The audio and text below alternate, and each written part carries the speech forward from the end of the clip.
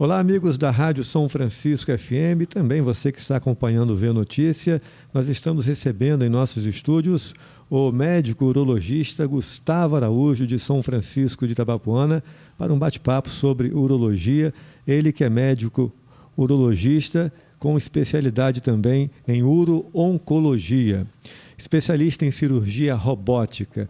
Gustavo, que é aqui da nossa cidade, orgulho de São Francisco de Itabapoana, já esteve aqui na rádio, batendo um papo conosco e volta hoje falando sobre os avanços, né, da medicina na área dele, a urologia. Olá, Gustavo, prazer receber aqui você. Meu amigo, obrigado pelo convite. Para mim é de grande prestígio estar aqui. Eu que sou um ouvinte assíduo da rádio, então agradeço o espaço. Gustavo, a gente teve a ideia de trazer você novamente aqui, uma vez que Campos fez uma cirurgia inédita no Hospital Dr. Beda em dezembro, uma cirurgia para tratar a hiperplasia da próstata, né? E, a paralelo a isso, a gente vê aí muitos avanços na área da urologia nos últimos anos. E aí trouxemos o Gustavo aqui para falar um pouco sobre isso, especialmente sobre essa cirurgia. Quais os benefícios para o paciente em tratar esse problema na próstata com essa cirurgia? Essa cirurgia é chamada Rezum, né? É uma cirurgia utilizada para o tratamento da hiperplasia da próstata, para o aumento da próstata que ocorre no decorrer da idade do paciente, em média a partir dos 50 anos. Então, esse aumento da próstata, que é inerente da idade do paciente, e alguns deles, ao desenvolver sintomas relacionados a isso, muitos deles necessitam de cirurgia ou de algum tipo de tratamento. Então, o Rezum entra aí no arsenal de tratamento da doença benigna da próstata. Essa tecnologia que a gente trouxe recentemente para Campos e região, ela abrange no sentido de diminuir os efeitos colaterais relacionados à cirurgia da próstata. Os principais benefícios dessa cirurgia é que ela não altera ou em porcentagem muito pequena a função sexual do paciente e principalmente o desconforto quanto à ejaculação, porque a maioria dos procedimentos hoje que existem para o tratamento da hiperplasia da próstata, ela traz ao paciente um desconforto conhecido como ejaculação retrógrada, em que simplesmente o paciente perde o esperma durante a relação sexual. Sendo que com essa cirurgia o paciente então tem a preservação do esperma. Com isso, entra como baixo um efeito positivo, né, da cirurgia, não trazer transtorno ao paciente quanto à ejaculação. E na prática, como que é a cirurgia tradicional e como que é essa Rezum? Como eu falei, hoje nós temos um arsenal de tratamento, né? Quando a gente fala em cirurgia da próstata, do tratamento da hiperplasia, ele é muito individualizado em cada paciente. Ou seja, tem pacientes que é melhor para ele de um tipo, outros de outro tipo. E isso a gente consegue discernir na conversa no consultório do paciente. Entenda que quando a gente fala quanto ao tratamento, a gente trata de pacientes desde os 45 anos até 90 anos com problema da próstata. Então, cabe a gente entender o que mais pode incomodar esse paciente, visto que a gente está falando de um paciente que de um tratamento em que o Rezum ele diminui o efeito da ejaculação retrógrada.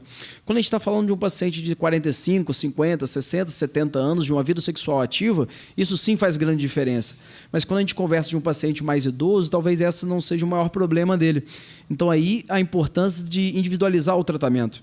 Hoje nós temos aí tratamento desde cirurgia aberta, onde a gente precisa cortar o paciente para fazer o que a gente chama de enucleação da próstata. A gente tem a opção da raspagem da próstata, de forma leiga, né, chamando o que nós chamamos de RTU da próstata, a cirurgia laser, conhecida como Rolep, e agora, recentemente, trazemos aí a inovação do Rezum, que é uma cirurgia conhecida como evaporação da próstata.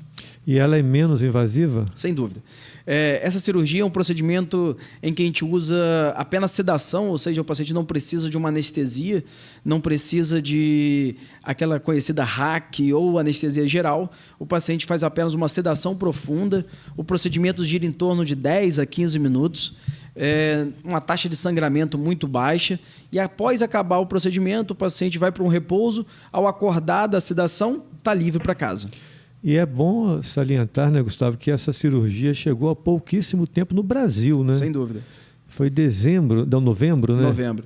Essa tecnologia, na verdade, foi lançada no Brasil entre novembro, o qual logo a gente correu atrás, enfim, demonstrou interesse e conseguimos trazer aí, o qual tive o prazer de realizar o primeiro procedimento na região, né? Junto com a minha equipe, enfim, e conseguimos fazer aí os primeiros casos já com grande sucesso. Bom, para que as pessoas entendam, então, o que provoca no homem esse crescimento da próstata? Quais são os sintomas mais aparentes? O crescimento da próstata, a próstata nada mais é do que uma glândula, né? Então, no decorrer da idade, com o avançar da idade do homem, essa próstata tem um crescimento inerente dela. E quando esse crescimento ocorre para dentro do canal da urina, o paciente apresenta-se em fases iniciais com sintomas leves, em fase avançada com sintomas mais graves. Mas, em sua maioria, inicia-se com um jato mais fraco, começa a acordar várias vezes para ir ao banheiro, muitas vezes vai ao banheiro e demora muito para iniciar a micção e manter uma micção contínua, muitas vezes necessitando, após acabar de urinar, voltar ao banheiro e terminar a micção. Mas é basicamente pela compressão que a próstata faz? Exato. A próstata, existe uma região chamada uretra prostática e, com o aumento dela, comprime a região uretral, em que impede a passagem da urina. Bom, em relação ao câncer de próstata, que não tem nada a ver com o crescimento da próstata, quais tratamentos avançaram nos últimos anos? O que você poderia deixar de mensagem para o homem, sobretudo com a questão da prevenção também? Vamos falar do tratamento e depois da prevenção. Para mim, isso é de grande satisfação, porque ao acabar os estudos, enfim, acabar entre aspas, né, que a gente não acaba, apenas conclui uma parte dela. Então, ao retornar para campus, a gente com compromisso aí de trazer novas tecnologias da parte urológica, o que tem de mais moderno na região. Ainda em 2019, a gente realizou aí para o tratamento do câncer da próstata a primeira cirurgia de prostatectomia videolaparoscópica, coisa que não era feita na nossa região. Seguindo aí, depois buscando mais tecnologias. Recentemente, na verdade, no ano passado, inauguramos também a primeira cirurgia robótica realizada em campus para o tratamento de câncer da próstata. Então, o nosso compromisso de trazer sempre novas tecnologias, o que tem de melhor e mais moderno, não só na região, mas no mundo, trazer para próximo, para que a gente tenha disponível ao nosso paciente. Então, quando a gente pensa em câncer de próstata, a nossa região, assim como a hiperplasia, está coberta, sim, do que tem de melhor hoje no mercado para o tratamento dessas patologias. Você é especialista em cirurgia robótica, né? Para o ouvinte nosso, para o internauta que não entende de como funciona uma cirurgia, explica para a gente, houve alguma resistência da classe médica nessa virada de chave com essas tecnologias chegando à medicina? Sem dúvida, a resistência existe, mas isso tudo é comprovado através de artigos que demonstram total benefício do uso dessa tecnologia, o que rapidamente é demonstrado que não há porquê esse preconceito, enfim. E nada mais como você falou, é uma tecnologia que agrega ao procedimento. A cirurgia robótica, como a gente diz, é uma cirurgia robô-assistida. Isso não quer dizer que o robô está operando ao paciente. Quer dizer que o médico utiliza o robô para que seja operado de forma com maior destreza, com maior delicadeza, com menor trauma cirúrgico. Então, nada mais do que uma tecnologia agregando ao tratamento. Com isso, trazendo ao paciente, né, que é o objetivo final, trazer ao paciente uma recuperação, um tratamento melhor, um retorno às suas atividades mais rápido. Mas na prática, por exemplo, no português, claro, o bisturi, por exemplo, porque a gente imagina que uma cirurgia robótica, o bisturi está ali acoplado a um equipamento. Perfeito. E o médico operando. Enfim, na prática, explica melhor o que é a cirurgia robótica. A gente tem essa curiosidade. Na verdade, o que a gente usa, o que a gente chama de portal, né? São portes acoplados ao paciente, que ali a gente introduz as pinças, como tesoura, porta-agulha para dar ponto e outras pinças a mais. Então, todas elas são acopladas ao robô. E o cirurgião, a uma certa distância, mesmo que dentro da sala, mas uma certa distância, sem contato com o paciente, porque quem tem contato é o robô, a gente consegue, através de joysticks e manetes, manipular o robô e realizar a cirurgia. Então, sim, nós operamos o paciente com a ajuda da tecnologia robótica. Por isso que chamamos de robô assistido. Perfeito. Em relação Vamos deixar a parte da prevenção mais adiante, né? Que é importante o homem, acompanhando o nosso programa, ficar ligado aí que o Dr. Gustavo vai dar algumas dicas também de como prevenir o câncer de próstata. Mas em relação à vida do paciente aqui em São Francisco, Dr. Gustavo, uma vez inaugurado o Nuprapac, houve muitos avanços, né, no primeiro mandato da prefeita Francimara. E o Nuprapac está crescendo cada vez mais, inclusive está em construção uma sede própria. Todos os tratamentos oncológicos e também de urologia passam pelo Nuprapac. Mas qual a orientação para o paciente que precisa de um urologista em São Francisco? O Nuprapac nada mais é do que um núcleo de acolhimento, né? Então, era muito comum em um passado ainda recente o paciente ter esse diagnóstico e ficar perdido. Opa, tive esse diagnóstico, para onde eu vou, o que eu faço, quem eu procuro, quem pode me ajudar? E ali nada mais é do que um apoio. O paciente chega e todos os especialistas estão ali para orientar e marcar e fazer tudo o que é necessário. E aí o paciente não se perde, não demora a iniciar o tratamento. Então, ali tudo se inicia primeiro numa consulta com o enfermeiro, assistente social, caso o paciente precise de alguma orientação a mais, ajuda de custo, transporte, enfim. Além disso, parte com o urologista, com o oncologista. Quando chegamos ao diagnóstico, a gente encaminha o tratamento. No caso urológico, né, a gente encaminha ao NACOM do Hospital Dr. Beda, o qual realizamos o tratamento oncológico todo pelo SUS. Então existe uma parceria do município, uma parceria não, um convênio, né? Sim. Município via SUS com o Hospital Dr. Beda, os pacientes oncológicos de São Francisco são tratados lá, né? Exato. O que nós temos, na verdade, é uma parceria público-privada, né? Sim. Em que, com esse contato do UNACOM do Beda, né, junto ao Nuprapac, a gente consegue dar um direcionamento mais rápido ao paciente. Dessa forma, um atendimento mais precoce, um tratamento mais rápido, um acompanhamento mais adequado, e o paciente não fica perdido. É muito comum, às vezes, a gente solicita um exame para o paciente e o paciente retorna 2, 3 meses depois porque demorou a marcar ou porque não sabe o caminho de marcar. E ali é basicamente para orientar o paciente e não deixá-lo perdido nesse momento tão difícil, né? Que às vezes a gente costuma dizer que ali a gente não trata só o paciente, mas às vezes é a família. É a família que precisa de uma ajuda quanto a levar o paciente para fazer o exame. Enfim, é um contexto amplo ali de multidisciplinar mesmo no acompanhamento.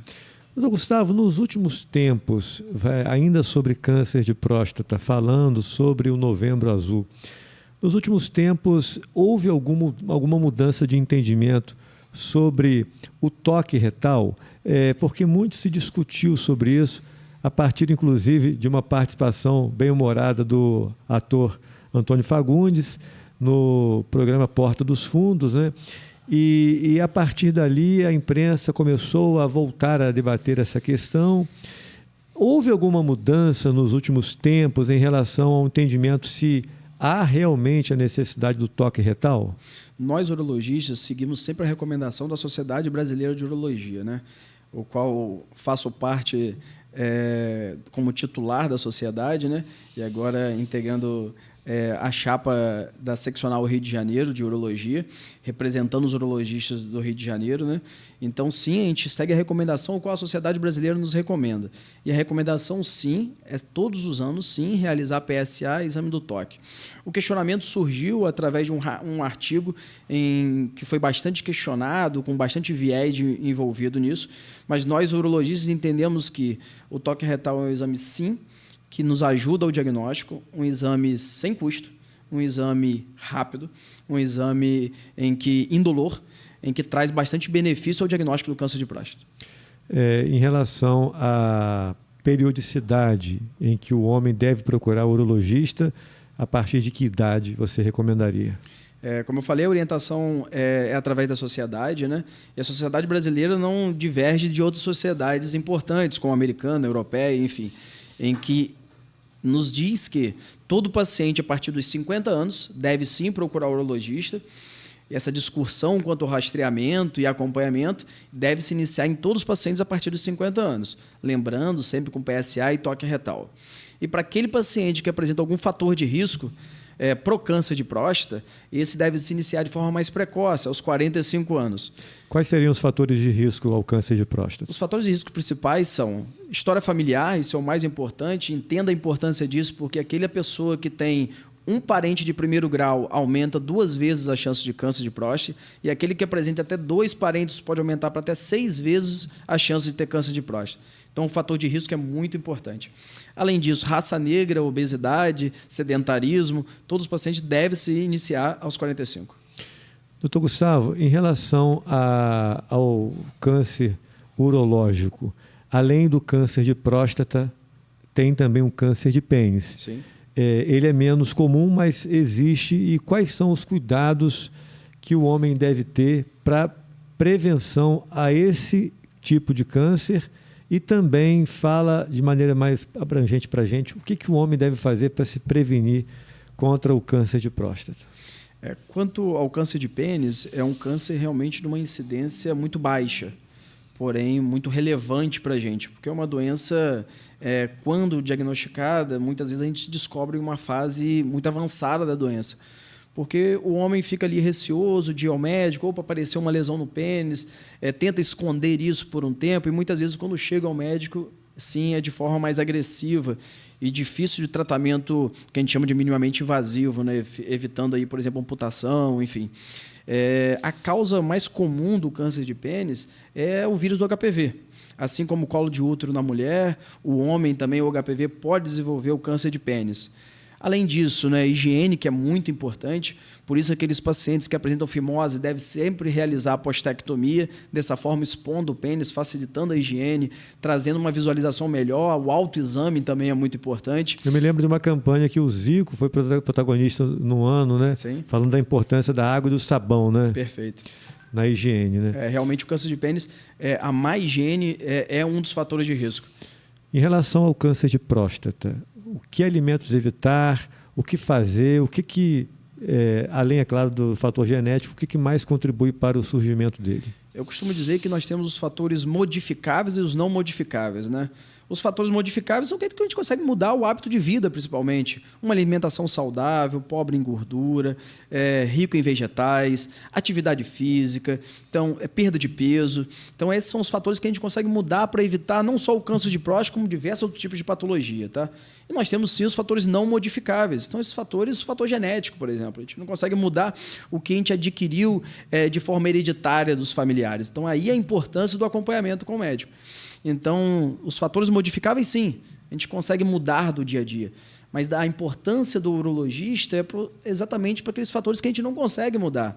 Digo isso porque muitos homens, o homem já é longe do médico, né, de forma geral, então só aquele tem uma alimentação saudável, uma vida saudável, não vou procurar o urologista. Não, isso você está sim se prevenindo, mas de diversas causas, né? Mas nós temos o fator não modificável. Mas está melhorando? O homem está mais presente no consultório? Sem dúvida. Eu acho que esse preconceito tem diminuído cada dia mais, graças ao espaço que vocês dão, que a mídia, enfim, abrange ao urologista, trazendo mais informação ao paciente.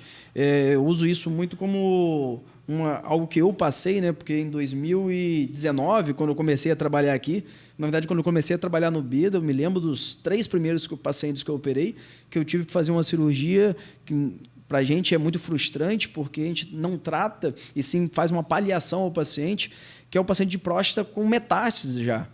E hoje, em um passado ainda recente, a gente via muito paciente chegando assim para a gente. E hoje, com acesso mais fácil, com vocês ajudando nessa divulgação, com no Praprac ali presente, trazendo os pacientes mais próximos, dificilmente a gente tem esse paciente hoje em dia. Você falou sobre os fatores de risco, né? A predisposição genética você não tem como modificar.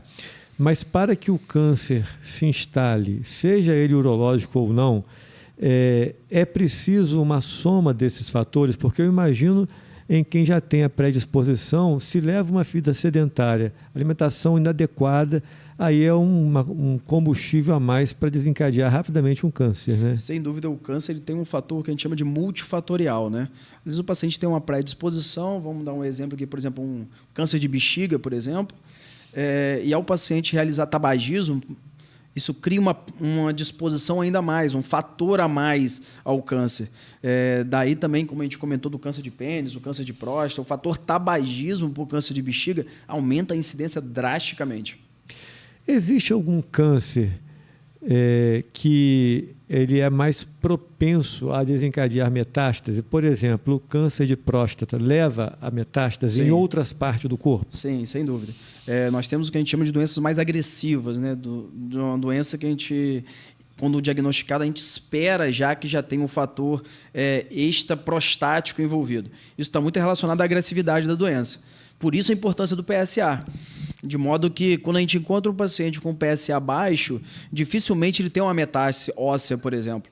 Quando aquele paciente se apresenta para a gente com um PSA muito alto, a gente já espera um paciente metastático já. No caso, no câncer de próstata, o sítio mais comum é osso. Então, muitas vezes o paciente já chega para a gente com dor lombar, uma dor nas costas muito grande, um acometimento talvez de deambular, não consegue andar mais, chega em cadeira de roda, pelo acometimento da metástase mesmo do câncer de próstata. Gustavo, a urologia é bem abrangente, né? Hoje você está focado nessa área uro-oncologia, perdão. Ou você atende, ou atualmente aqui em São Francisco, atende a outros problemas de ordem urológica? Como você falou, a urologia é uma área muito ampla, né? Na nossa especialização, a gente se torna um urologista geral, que a gente chama, onde a gente está focado no atendimento não só do câncer, mas também a disfunção erétil, cálculos, infecções, enfim. Então, é muito comum a gente estar conversando aqui sobre a saúde do homem, mas a mulher também vem ao urologista, porque o urologista, sim, atende infecções urinárias, alterações de rim, bexiga, coisa que a mulher também tem, precisa ser tratada. Então, apesar de uma subespecialidade como uro-oncologia, sim, toda subespecialidade, antes disso, nós somos especialistas gerais. Então, sim, a gente atende a urologia geral. Se tiver algum homem com outros problemas urológicos, você citou alguns deles aí, né? Ejaculação precoce, me ajuda aí a lembrar. Disfunção erétil, fimose. Parte do aparelho urinário.